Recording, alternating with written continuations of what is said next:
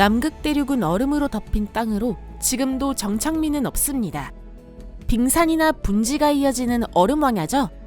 그러면 따뜻한 기후를 선호한다는 설이나 냉혈동물이라는 설도 있는 공룡과 남극 사이에는 어떤 관계가 있을까요? 여러분, 안녕하세요. 여기는 토픽입니다. 역시 남극에는 공룡이 있었군요. 과거 이곳은 숲으로 덮인 아주 따뜻한 대륙이었는데 은행나무나 소철, 고사리가 우거진 숲에서 공룡이 자유롭게 돌아다니고 있었습니다. 식량도 충분하기에 평온한 생활이 악명 높은 소행성 때문에 끝나기 전까지 긴 극야조차도 남극이 가진 이러한 분위기를 깨뜨릴 수 없었습니다. 이번 편에서는 고대 세계에 살아있었던 7종의 공룡에 관해 얘기하도록 하겠습니다.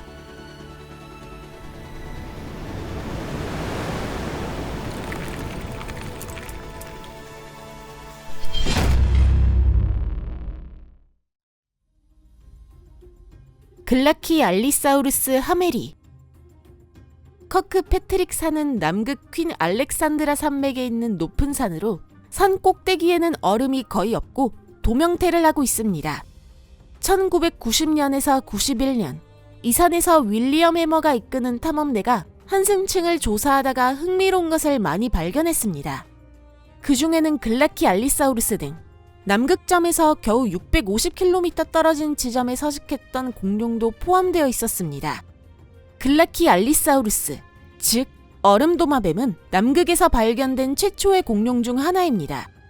힘이 강한 용광류 공룡으로 약 1억 8,600만에서 1억 8,200만 년 전 전기 쥐라기에 살았었습니다. 몸 길이는 6.2m로 튼튼한 신체에 당당한 분위기를 가지며 남극 덤불에서 열심히 식물을 먹는 공룡이었습니다. 긴 목 끝에 있는 작은 머리는 소철잎까지 닿을 수 있어 잎을 엄청나게 잘게 부숴서 먹었습니다. 몸무게 5톤의 거체가 식욕을 채우기 위해 얼마나 많은 풀이 필요한지 상상이 되시나요? 또한 글라키알리사우루스는 거대한 고깃덩어리로 남극에 사는 육식공룡 모두가 탐내는 사냥감이었죠. 그렇기 때문에 숲의 패거리들에게서 자신을 보호하기 위한 강인한 꼬리를 가지고 있었습니다. 그리고 이 초식공룡은 짧고도 힘센 다리에 달린 엄지발가락의 큰 발톱으로 위세 좋은 포식자를 격퇴할 수 있었습니다. 아리스토넥테스. 최고의 수영 선수 아리스토넥테스는 수영 능력뿐만이 아니라 몸집이 큰 걸로도 유명한 플래시오사우루스의 한 종입니다. 발견된 개체 중에서도 남극에서 발견된 샘플의 몸 길이는 11m고 날개처럼 달린 지느러미는 펼치면 7m나 되어 다른 종보다 압도적이었죠. 이 거대 생물은 백악기 후기에 살았으며 남극과 남미 사이 바다를 오가면서 진골려류나 연골려류, 플래시오사우루스의 근현종까지 포식했었습니다. 아리스토넥테스는 해저에서 사냥감을 잡아먹었습니다. 거대한 입을 크게 벌려 거기에 들어오는 것이라면 생물이나 해저진흙, 돌까지 무엇이든 빨아들였습니다. 위장에서는 위석이라고 불리는 다양한 크기의 돌이 발견됐는데요. 돌에 대해서는 여러 설이 있는데 부력을 조절하는 바닥짐으로 쓰였다거나 소화를 돕는 알약으로 필요했다는 얘기도 있습니다. 심지어 아리스토넥테스는 사냥종의 곁에서 헤엄치는 카이카이필루 등의 모사사우루스에 먹히지 않도록 주의를 잘 살펴야 했었습니다. 카이카이필루 에르베. 카이카이필루 에르베는 거대한 모사사우루스의 일종으로 2011년에 시모아 섬에 있는 로페즈 대 베르토다노층에서 발견되었습니다. 이 명칭은 칠레와 아르헨티나의 선주민 마푸제족이 바다와 거기에 사는 모두의 지배자로 여겨졌던 상상 속 뱀 카이카이필루에게 빗대어 지어진 이름입니다. 정말 잘 지어진 이름인 것 같습니다. 몸 길이가 10m나 되는 이 바다 포식자는 가는 길에 있는 거대한 사냥감을 먹는 기회를 놓친 적이 없었으니까요. 그리고 특징으로는 이치성, 즉 다른 형태나 기능을 지닌 이빨을 보유하고 있던 것을 들 수 있습니다. 물고 들고 뜯고 씹고 하는 모든 행위를 똑같이 효율적으로 해내는 만능 포식자였던 것입니다. 이 특징은 오래전 공룡의 왕이었던 티라노사우루스 등 일부 공룡만이 가지고 있습니다. 반면에 카이카이필루는 해저 지배자라고나 할까요? 생각해보세요. 그 몸집은 머리뼈만으로도 1.2m나 되며 남반구에 있던 모사사우루스 중에서는 최대 크기입니다. 이런 머리에 영양소를 전달하려면 아리스토넥테스나 다른 플래시오사우루스 등의 큰 사냥감이 필요합니다. 모로사우루스, 안타르크티쿠스.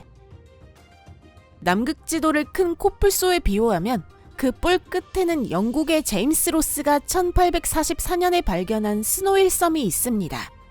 한편 해협 건너편에는 비교적 새롭지만 면적은 훨씬 더 넓은 제임스 로스 섬이 있습니다. 그 이름은 영국 신사인 제임스 로스에게 빗대어 지어졌습니다. 명칭 탓에 혼란스럽다면 지금 다시 한번 상황을 확실하게 하도록 합시다. 이 거대한 제임스 로스 섬에는 남극 대륙에서 공룡이 살던 흔적이 남아있는 장소 두 곳 중 하나인 스노힐 아일랜드 층이라고 불리는 곳이 있습니다. 그 공룡 중 하나가 모로사우루스 안티르크티쿠스. 흔적이 발견된 것은 비교적 최근으로 2002년의 일입니다. 몸 길이 5m의 대단한 공룡으로 다른 초식계 근형종에 비해 훨씬 더 빠르게 뛸 수 있었습니다. 힘센 꼬리로 균형을 잡으면서 뒷다리로 달리며 경쟁 상대보다도 빠르게 고사리 덤불까지 도달했던 겁니다. 또한 학자들은 모로사우루스의 성장 속도는 따뜻한 지방에 사는 근형종과 비슷한 수준으로 지구 북쪽 지역에서 사는 종보다 훨씬 빨랐을 것으로 생각하고 있습니다. 즉, 생리적인 이유가 아니라 적응함으로써 추운 지역에서도 살아갈 수 있게 된 겁니다. 단순히 추위에 익숙해져서 남극에서 자유롭게 살 수 있었던 거겠죠? 안킬로사우루스, 안타르크토펠타 올리베로이. 여기 제임스 로스 섬에는 산타 마르타 층도 있는데 같은 이름을 가진 만에서 2km 떨어진 곳에서 1986년에 남극 지방 최초로 공룡이 발견됐습니다. 그게 바로 안킬로사우루스 안타르크토펠타 올리베로이. 백악기 후기, 즉 약 8천만 년 전에 살고 있었는데요. 공룡 세계의 끝이 다가오던 시기입니다. 남극의 방패, 안타르크토펠타는 키가 작지만 튼튼한 공룡으로 몸 길이는 4m이며 싱그러운 초목을 즐겨 먹었습니다. 작은 머리 위에는 뿔처럼 생긴 강력한 돌기가 있어 이걸로 포식자로부터 몸을 지켰습니다. 그리고 가시로 덮인 힘센 꼬리는 적을 위협하는 무기로 쉽게 잡히는 사냥감을 선호하는 포식자는 가까이 오려 하지 않았습니다. 잎을 먹는 평화적인 존재가 아니라 초식 공룡이면서도 가까이 다가오는 거라면 고기더라도 먹어버릴 것 같은 이미지로 그려지기도 합니다. 이 장면에서는 모로사우루스의 고기를 쟁탈하려고 수강류인 임페로바토르 안티룩티쿠스와 싸우는 중입니다. 누가 이긴 것 같나요? 임페로바토르 안타르크티쿠스.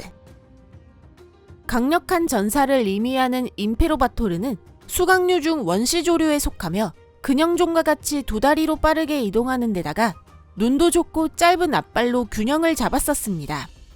아마 다리는 깃털이 달린 날개 같은 것이었으며 온몸이 부드러운 털로 덮여 있었던 것으로 추정됩니다.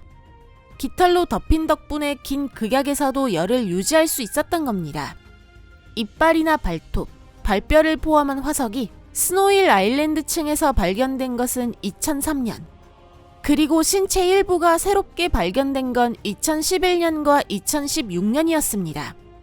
발견된 것들이 학술적으로 규명되고 나면 분명히 새로운 사실이 우리 앞에 나타나겠죠? 그럼 현재 알아낸 것이 뭐가 있을까요? 약 7,100만 년 전, 백악기 후기, 이 2m 크기의 공룡은 뒷발을 이용하여 울창한 침엽수나 소철 사이를 큰 타조처럼 달리고 있었습니다. 기타 원시조류를 고려해봤을 때 아마도 임페로바토르는 육식을 선호했을 겁니다. 하지만 적극적으로 사냥에 나섰는지 아니면 동물 시체를 먹었는지는 아직 불확실합니다.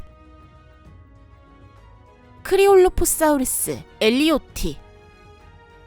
남극 공룡이며 최초로 상세 정보가 밝혀진 클리오로포사우루스 엘리오티. 1991년에 남극점에서 비교적 가까운 한승층에서 발견되었습니다. 거대한 수강류로 약 1억 9,600만 년에서 1억 8,800만 년 전, 쥐라기 전기에 살았으며 그 당시 매우 강한 종 중 하나였습니다. 다양한 계산을 한 결과 몸 길이는 6에서 7.7m, 몸무게는 78kg나 된 것으로 추정됩니다. 분명 당시 샘물 중에서 최상급, 아니 정말로 최대 몸집이었을지도 모릅니다. 차가운 볕도마뱀이라는 이름이 말하고 있듯이 머리 위에 엘비스 프레슬리의 머리 스타일처럼 눈에 띄는 볕이 수평으로 달려있어 비공식적으로는 엘비사우루스라고 불리기도 합니다. 아마도 이 볕은 구애 활동에서 중요한 역할을 하고 있던 것으로 추정되며 암컷을 유인하거나 이 거대한 공룡의 스펙을 보여주고 있던 것 같습니다. 데이비드 엘리엇이 이끄는 연구팀이 클리오로포사우루스의 두개골을 발견했을 때 그 이빨 안에서 용각하목으로 생각되는 공룡의 더 작은 뼈가 발견되었습니다. 위장이 있었을 부위에서는 현대 포유류의 조상 트리틸로돈의 이빨도 나왔습니다. 이러한 발견은 이 땅의 크고 작은 동물들을 공포에 시달리게 했을 클리올로포사우루스의 습성에 대해 많은 것들을 얘기해주고 있습니다. 게다가 다른 발견에서는 젊은 클리올로포사우루스가 동족의 시체를 먹는 것을 개의치 않았다는 사실을 증명해주고 있습니다. 무자비하다고요? 그럴지도 모릅니다. 하지만 어두운 역사를 지닌 우리 호모사피엔스에게 이성이 없는 이 맹수를 심판할 자격은 없을 것입니다. 여러분은 어떻게 생각하시나요? 이견이나 소감을 댓글에 적어주시면 감사하겠습니다. 우리 영상과 여러분의 댓글이 합쳐져 2배로 재미있는 콘텐츠가 되는 거니까요. 이 채널은 영상뿐만이 아니라 시청자 여러분 덕분에 평가받고 있는 겁니다. 이 자리를 빌려 여러분에게 사랑과 감사의 마음을 전합니다. 시청해주셔서 감사합니다. 이번 영상은 여기까지입니다. 잠시 헤어지는 시간이네요. 그럼 또 뵙겠습니다.